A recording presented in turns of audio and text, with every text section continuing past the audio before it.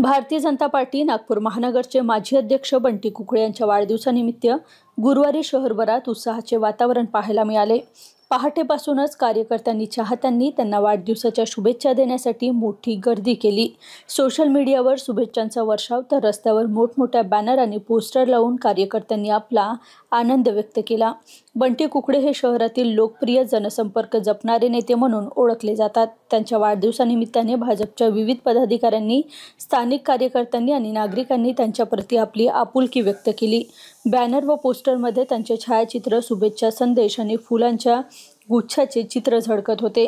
चाहत्यांनी हे फक्त वाढदिवस नाही, हा आपुलकीचा उत्सव आहे असे सांगत दिवसभरात विविध कार्यक्रम, भेटीगाठी आणि शुभेच्छांचा ओघ कायम राहील अशी माहिती दिली। आज माझा वाढदिवस आहे आणि त्या प्रीत्यर्थ अनेक माझ्या लोकप्रिय जनतेने ज्यांनी माझ्यावर प्रेम केलं त्यांनी शुभेच्छांचा वर्षाव केला आणि एक भावनात्मक क्षण हा माझ्या बाबतीमध्ये झालेला आहे की इतके प्रेम करणारे लोक माझ्या सोबत आहेत। आई आहेत, बहिणी आहेत, भाऊ आहेत आणि सर्वांनी भरभरून आशीर्वाद मला दिलेले आहे।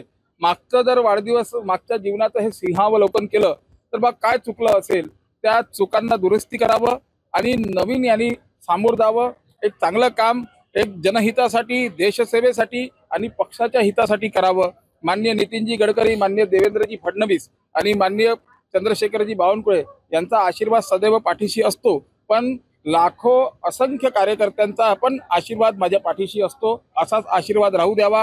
ह्याच माध्यमातून आम्ही हेल्थ चेकअप कॅम्प घेतलेला आहे, ज्याच्यामध्ये 1500 रुपयाच्या सर्व टेस्ट, त्या लिव्हरच्या असेल, किडनीच्या असेल, हार्टच्या असेल, त्या सर्व आम्ही फ्रीमध्ये उपलब्ध करतो आहे।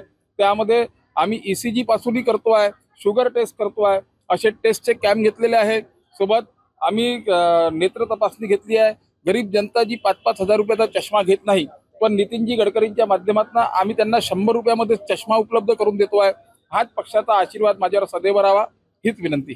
असंच प्रेम असू द्या, पण आपला जो संकल्प आहे, प्रथम राष्ट्र, नंतर पार्टी आणि आखरी में स्वतः मी, हाच आपण संकल्प घेऊन या देशाला परमवैभवावर घेऊन जायचा आहे।